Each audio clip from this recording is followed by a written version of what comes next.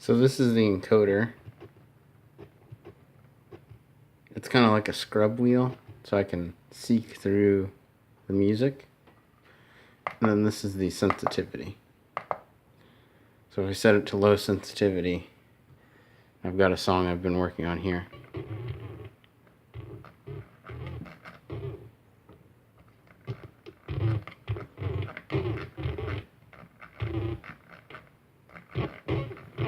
And I turn it, I can seek through the song.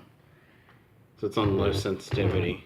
But if I put the sensitivity to high, and I turn it,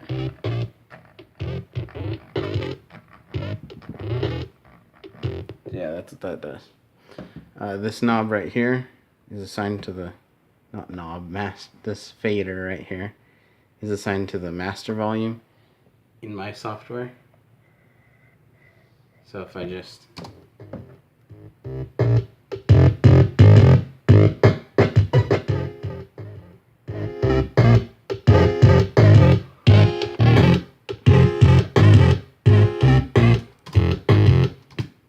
so yeah. So I can also change the curve of a filter.